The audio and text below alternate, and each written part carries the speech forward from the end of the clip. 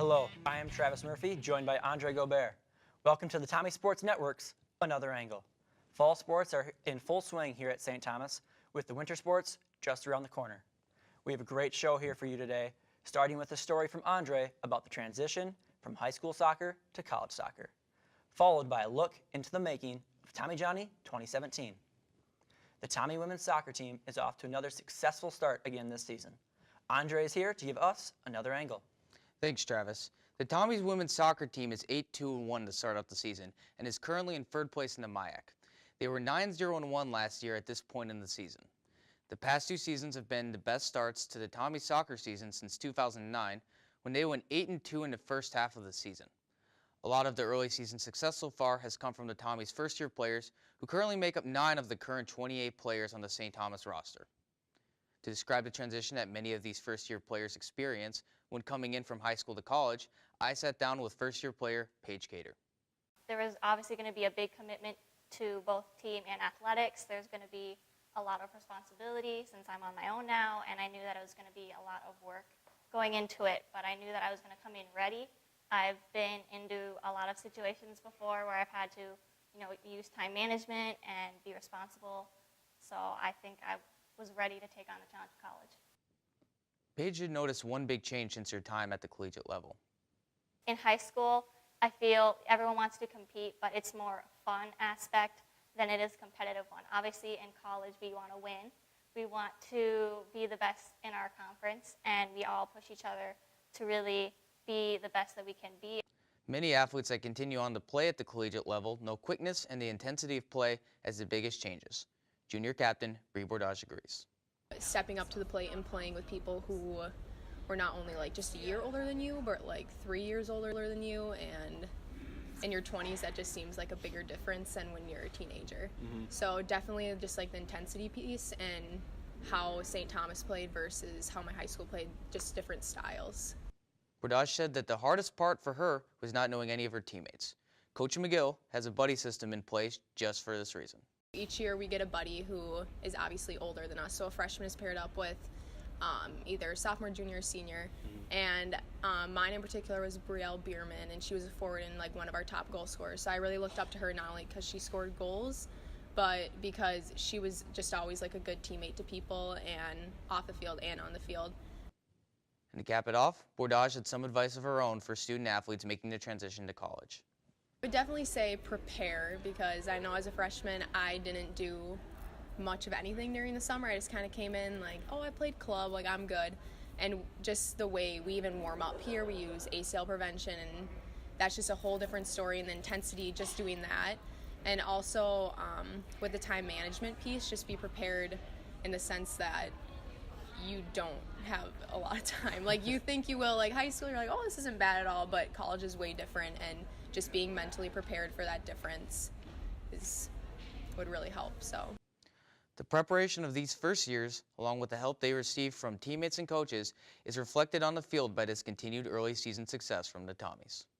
I think one of my main goals is to obviously start. I hope to go out there and get a spot on their starting lineup, and I also hope that I can score a lot more goals this season.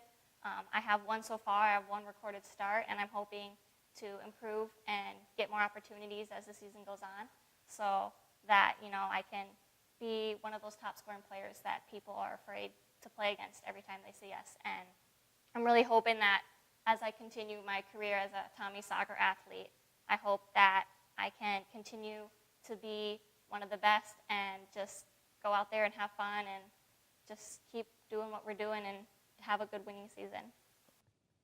Thank you, Andre, for that new angle on the Tommy women's soccer team. The Tommy Johnny football rivalry was taken to new heights this year as the two schools met on the makeshift football field at Target Field, home of the Minnesota Twins. The Tommies won the game 20-17, but win or lose, the event itself was a success. The driving force behind this success was Tommy's assistant athletic director, Michelle Morgan. I recently had a chance to sit down with her, and this is what she had to say about her role. We had a breakfast this morning, an appreciation breakfast for everybody that had a big role in this event, and no pun intended, as she says, but President Sullivan said, Michelle, you were kind of like the quarterback in all of this. And I don't think, I mean, she couldn't tell her, but I can't throw a football to save my life. So analogy that literally, I don't know how fitting it was, but I've had the experience of being able to plan some of these large scale events with the NHL before.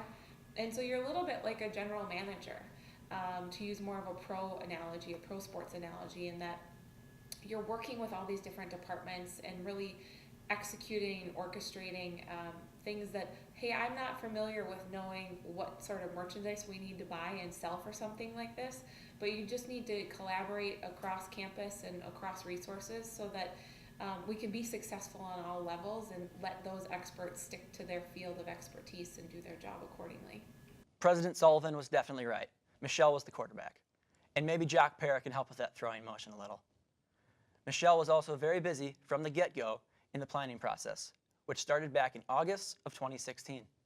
It was a huge undertaking, so it was something that, you know, was a lot of long conversations and things to think through, that how do we pick up what we have on our campus here and move it to Target Field. There were things that we knew we had to think through. There were things that we utilized the Twins' expertise on to help figure out how do we make this best work in a venue that we're not, as St. Thomas, we're not familiar with. That's their home. Michelle also had to do some convincing of various people before that planning process could even get going. I think initially there was some hesitancy across all channels, not just alumni. I think I had a lengthy conversation with Coach Caruso to say, you know, I need you to trust me a little bit on this, because I recognize that we need to best replicate a home game in a venue that already has a lot of red in it, given red and blue are the Twins' colors. So how do we paint Target Field purple? I think the scary part of it being in the unknown, sometimes people are a little hesitant because they don't know how it's going to work.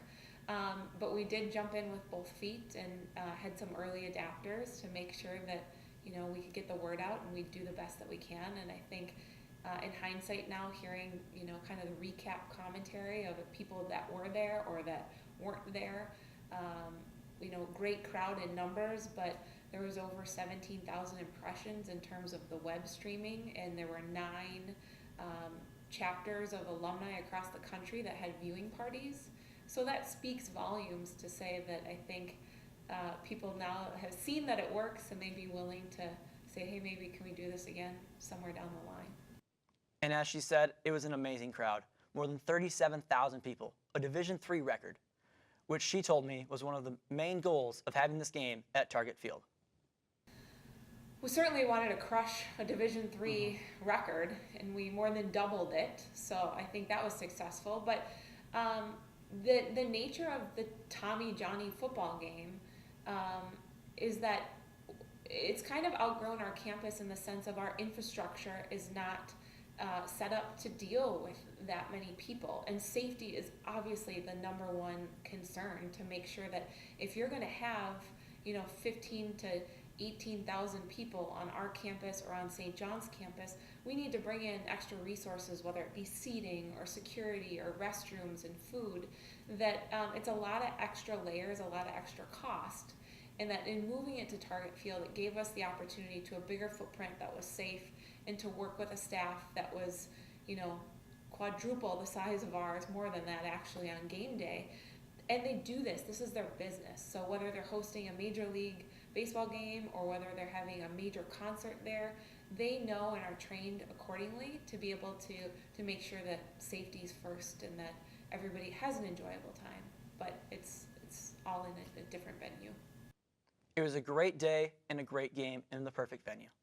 And when I asked her if she thought it was worth all the work, Michelle told me, absolutely, I would do it again in a heartbeat. I would love a little break to take a really long nap in between. But I think the visibility that's provided for the institution, it's put Division III athletics on a more of a national map. I think that there's a stigma sometimes with Division III athletics, and people don't understand how successful and how gifted these student athletes are, and the model that they're students first, really, and athletes second, and they choose those schools accordingly. I had the opportunity to be with President Mark Emmert of the NCAA earlier this week on Tuesday and Wednesday. And everybody at high levels of the NCAA knew about this game. It's been national news. The fact that we have coverage on ESPN and the New York Times and the Los Angeles Times, coast to coast, really speaks volumes in terms of everybody's hard work and the collaborative effort across the institution to say, I think we would love a little break, but we would do it again in a second. I know that I would enjoy watching another Tommy Johnny game at Target Field. I also had the opportunity to talk with head football coach Glenn Caruso, and he mentioned that he had gotten feedback from many former players about the game. It's mixed in many ways. I think a lot of people love it, and they knew they were going to love it from the beginning. A lot of people were skeptical about what it's going to be like. They thought maybe it'd be a half-empty stadium, and obviously it wasn't, and they saw what happened and they loved it. But regardless of how they felt going in, two things I know for sure: they loved how it came out, and they loved the fact that we won. He also spoke to me about how the team prepared to play in a grass baseball field instead of the brand new turf of O'Shaughnessy Stadium. We don't play a lot of games on grass, but we were able to play the game the week before down at Carleton, as it happened to be on grass, which was nice. And it's nice that our facilities, certainly we have, a nice turf field to practice on, but we also have a grass field to practice on, and we utilize that quite a bit in the weeks leading up to that game. I also got to find out what his favorite memory was from the historic day. I'd say my favorite memory was seeing my family after the game. I understand people want to say, a sack or a touchdown or something like that, but I thought that was pretty neat, and I never got a chance to ring the victory bell. We've had 100 and something victories around here in the last 9.5 years, and that was the first time I ever got a chance to ring the victory bell, or took the chance to ring the victory bell, and that's something I won't forget anytime soon. Definitely a great moment for Coach to spend with his family and to finally ring that victory bell himself. Thanks for joining us on the Tommy Sports Network. This has been Another Angle.